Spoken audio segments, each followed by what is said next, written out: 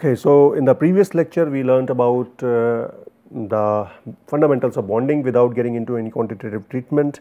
We will do some quantitative treatment as and when we learn about those solids and their structures a little later in the course. So for the sake of simplicity, let me just brief that covalently bond energy is a function, bond energy determines properties like melting point, coefficient of thermal expansion and elastic modulus. And higher the bond energy, higher the melting point, higher the modulus is going to be, and lower the coefficient of thermal expansion going to be. Now bonding is one factor in determining the structure of materials.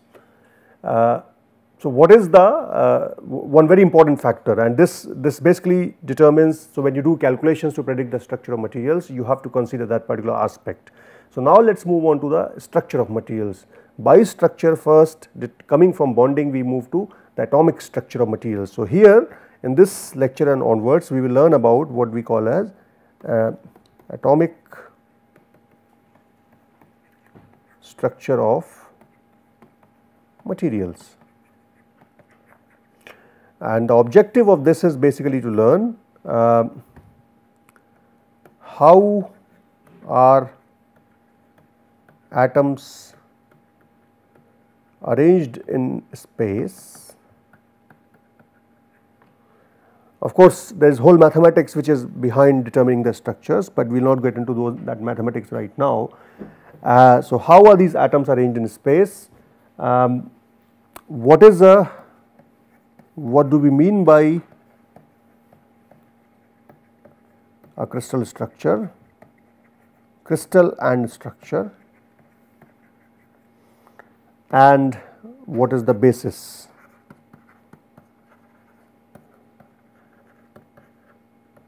Okay.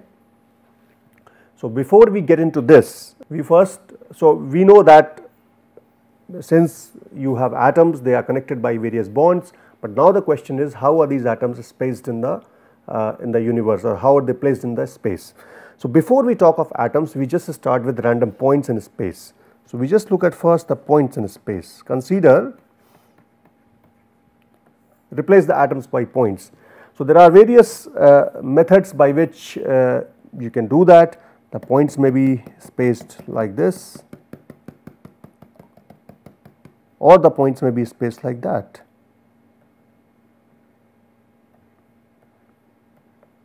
These are just two illustrations, there are various other possibilities. So in one situation you have a distribution which is random. In this case, what do you call it? You will call it periodic or regular. At least you can see a pattern there on the right side, but you can't see a pattern here on the left side. So here it is random without any periodicity, you can say lack of periodicity. Most materials in nature, with the exception of few, tend to have atoms arranged in regular fashion. So when you look at the atomic structure, you will see that atoms are placed in space in a very regular pattern. And where did the motivation behind come from? The motivation come from the works of some previous scientists. For example, there was a scientist called as Steno. Okay, Steno was a scientist who lived between 1638 to 1686. You can see he only lived for very short time. He noticed, he made drawings of things like quartz, and he made drawings of things hematite, and what he did was he made these kind of drawings. Okay, he made these regular shapes. Now these shapes, there are many of them he drew, not only these. So I am going to draw only a few of them. So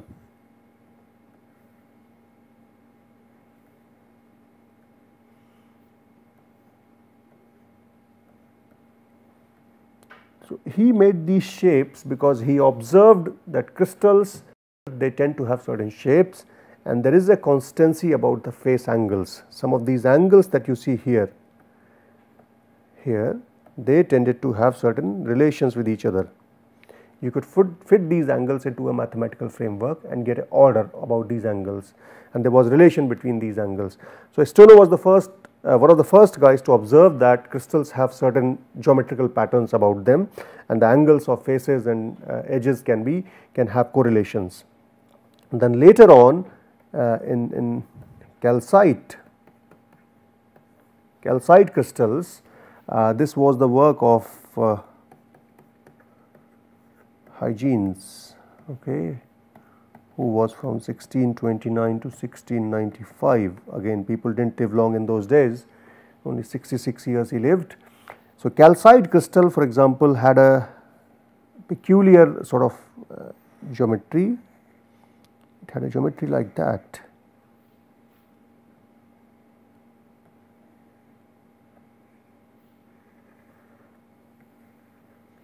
So, this sort of geometry forced scientists at that time to think that if a calcite crystal macroscopically can have such a regular shape, then what must be about the atoms sitting inside the crystal? So, perhaps it is also because the atoms in this are also sitting in a ordered fashion, in something like that. I am not saying it is exactly like that, but there must be some order about the atoms which are sitting inside. So, that it is only because the atoms, if the atoms are sitting inside in a regular fashion, the crystal itself would manifest in a regular shape. So, this was the underlying basis of why, so you can say that first thought was regular shape of crystals is probably due to regular arrangement of atoms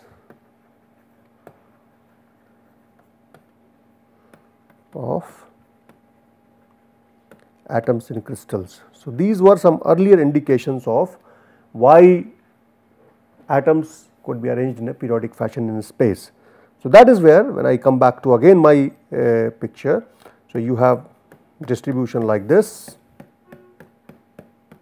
So, we replace the atoms with points, and then of course, you have something like that.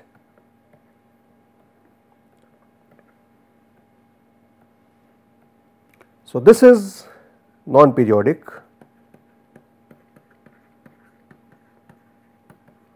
this is periodic, okay.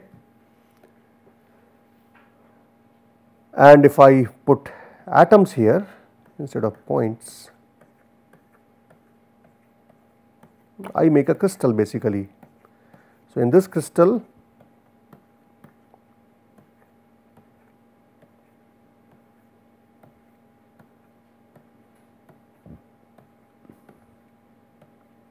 considering atoms as spherical in nature. So, this would be, so this has no long range periodicity.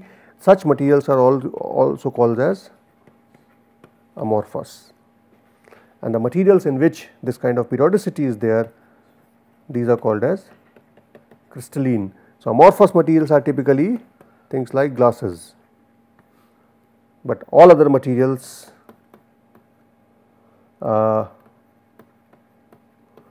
almost, okay, I would not say all of them, but almost all of them. So, all others almost are crystalline in nature, which have periodic arrangement of atoms, okay. So, in this case you had a random arrangement of points without any periodicity in the structure. Here you had periodic or regular arrangement of points. So, in this case I call it that there is no, so every point has different neighborhood, right? Can I say that? Every point in this has different neighborhood. Is that a correct statement to make? Because each point is randomly distributed in space, there is no correlation of lengths and angles and directions. As a result, if I look around myself, there are 4 guys, if 4 guys a certain distance, certain angles, but if another guy close to me looks at his surroundings, he finds that there could be 5, there could be 6 and at different angles and directions. So, coordination number will be different, but coordination number is something which is defined by fixed distances. Okay. In this case, even the distance is not fixed. So, there is no fixed coordination number here. So, it is better to say that every point has different neighborhood. Okay. In this case, when you stand at point A or when you stand at point B, you see the same arrangement, right. So, each point has identical neighborhood, right.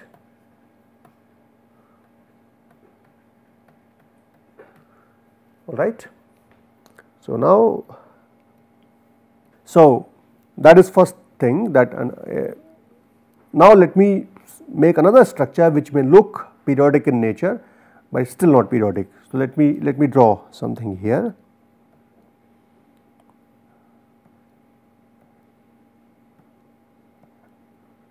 Okay.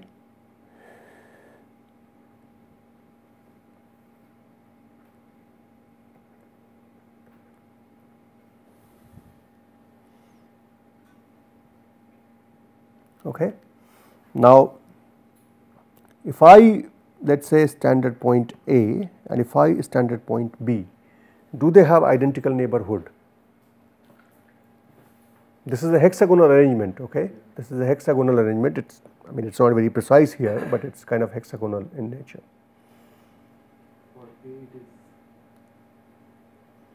For A, you have one neighbor on here, another neighbor here, another neighbor here.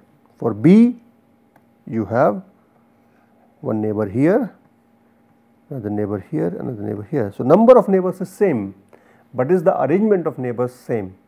It is not. For A, you see two neighbors on the left at certain angle and certain direction, and one neighbor on the right at in certain direction. The distances are same, but the directions are different. For B, you see two neighbors on the right, one on the left. Okay. So, it is kind of a mirror image, but it is not identical. So, this is not a, so let me now make another modification to this. Okay. The modification is, so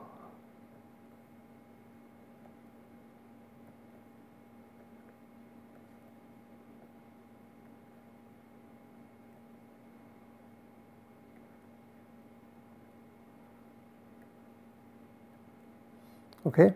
Now, let me put a point here.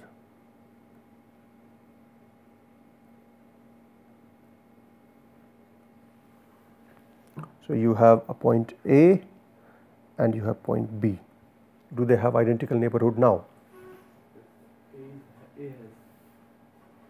A and B both. They now have identical neighborhood. So, I would say merely having a periodic arrangement, apparent periodic arrangement is not fine, the identical neighborhood has to be obeyed. So, I would say this structure is not a lattice,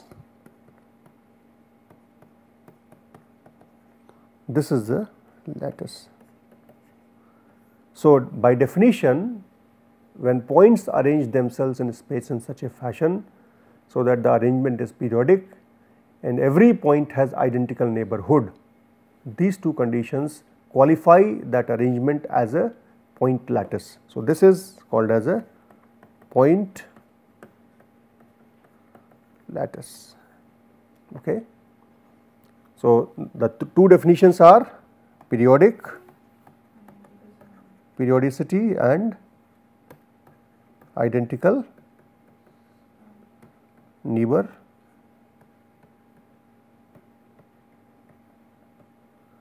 Okay. So, these are two distinct scenarios. Now, let me, so once we define a periodic lattice in this fashion, let me draw a periodic lattice. So, this is a periodic lattice.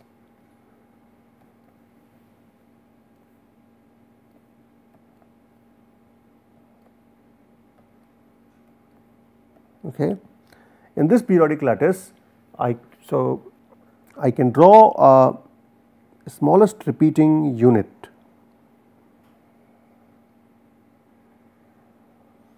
This is the smallest repeating unit. This is called as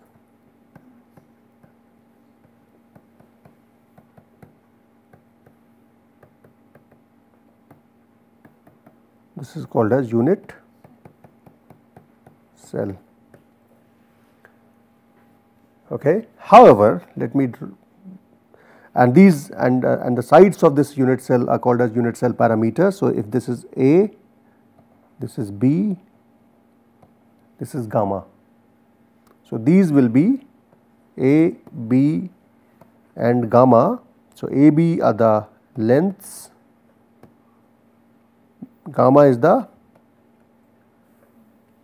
angle between the two edges. These are called as unit cell parameters. Okay. Now, the question is the choice of this unit cell unique? I can also make a unit cell like that.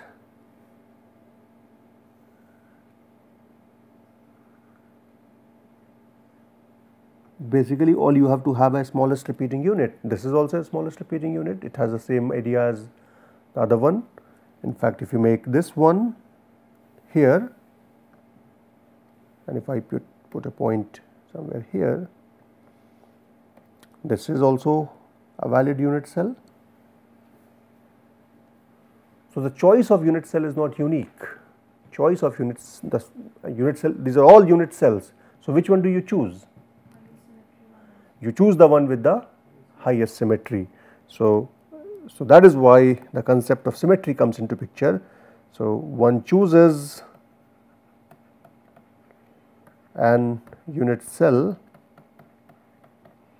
with highest symmetry, and we will see what is the meaning of this highest symmetry. As of now, you can just assume that whatever looks symmetric to you is that of with highest symmetry, but we will come to the definition of the symmetry in a short while, maybe perhaps in the next lecture. So, you can have similar arrangement in 3D, similar arrangement in 3D. So, it will make a unit cell which is a 3D unit cell, and in 3D you will have lattice parameters as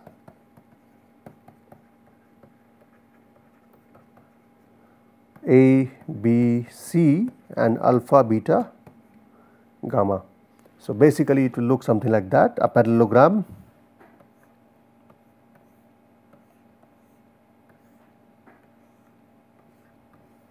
Right, A, B, C, and the angles, this is first angle, this is another angle and this is another angle. These are three angles. So, between A and B you will have gamma, between B and C you will have alpha and the beta. So, if this is a periodic structure, this will be a 3D unit cell of a material. So, basically the unit cell requires few points for description. So, descriptive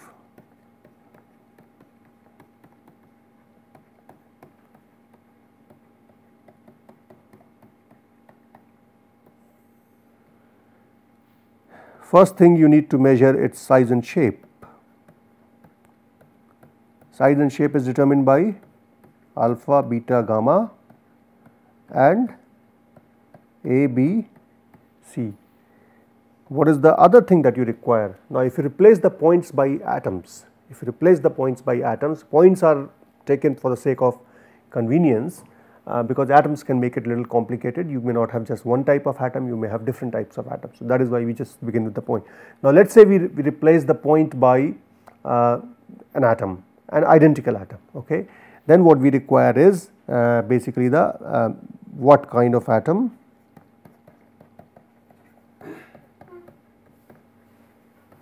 and its coordinates. Basically what we require is the fractional coordinates of the, you can say the fractional coordinates of the atoms.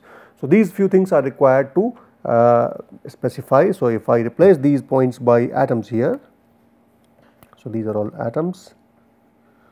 So, to describe the unit cell you require these positions to be known.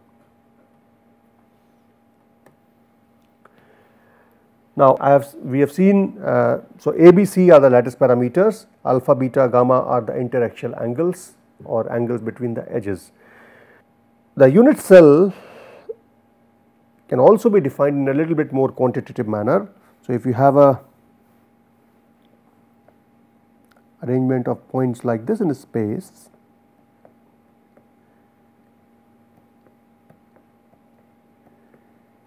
you have to define first a origin. Okay, let us say this is the origin O.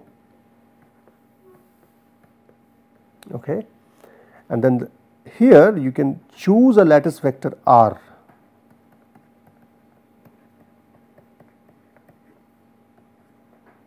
And this R can be defined as N1 A1 plus N2 A2 plus N3 A3 in the 3D, or here you can just in 2D you can take. So, if you have a lattice vector, let us say R, this is R. So, now you have these two vectors you can define. So, these two vectors will make the unit cell. Alternatively, you could have chosen your vector as this, another vector as that. So, this will be the periodic vector which will construct the lattice. So, depending upon the choice of lattice vector, you can create these arbitrary unit cells. Okay, you can have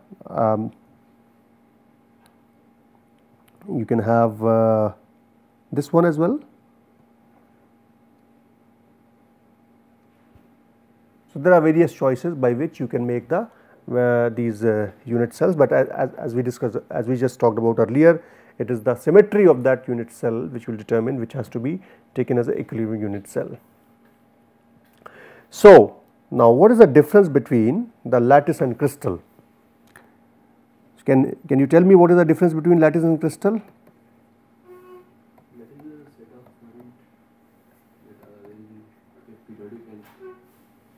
Okay.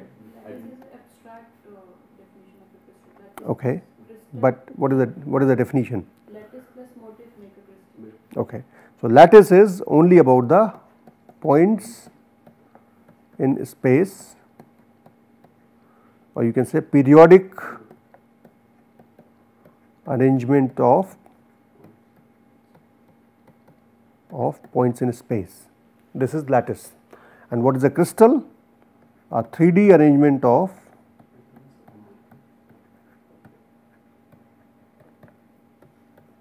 atoms in space. Okay? So, basically you can say you start with a point lattice, and when you put atoms here, it becomes a crystal lattice. All right. So, based on this particular aspect of lattice, now within this lattice, if I go back to previous one, so I have a unit cell like this. Now, if these are all atoms, this will be called as a crystal lattice. Okay. Now, so we said that lattice plus atoms make a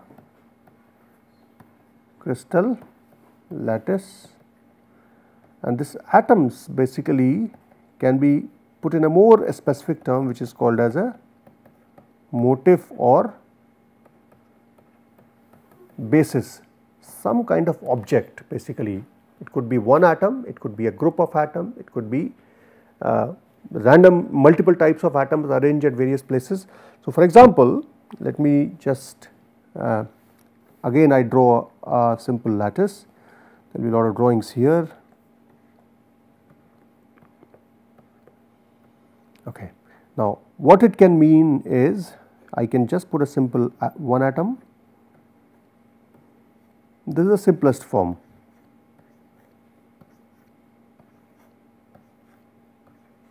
this is the simplest 2D lattice. I can make some change here. I can make this as a molecule.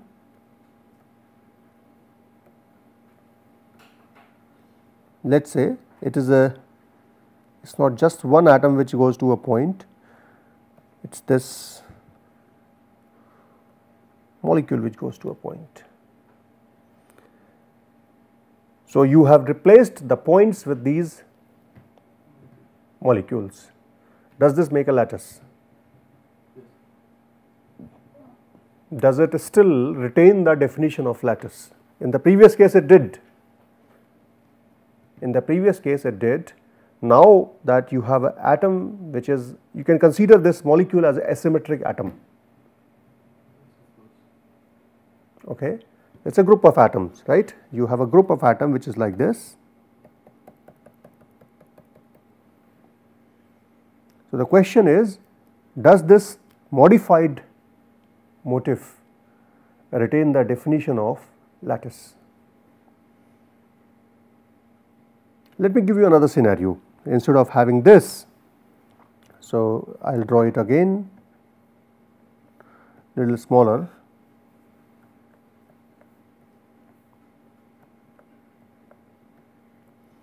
Now again I draw these atoms.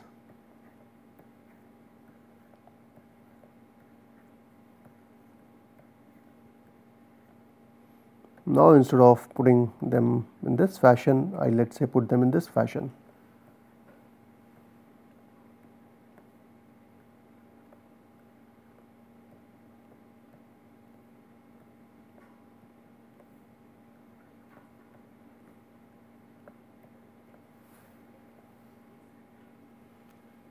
So, these atomic arrangements now they have modified from the previous one. So, the question they raise is whether they still maintain the validity of lattice. They seem as if they are periodically arranged in the lattice, they are regularly spaced, that is not a problem. They look like as if they are following certain pattern, but the question is, do they maintain the validity of definition of lattice. So, we will discuss these aspects related to placing different kind of objects or motif in space and how do they alter the definition of lattice, and then invoke the symmetry to understand this in the next few lectures.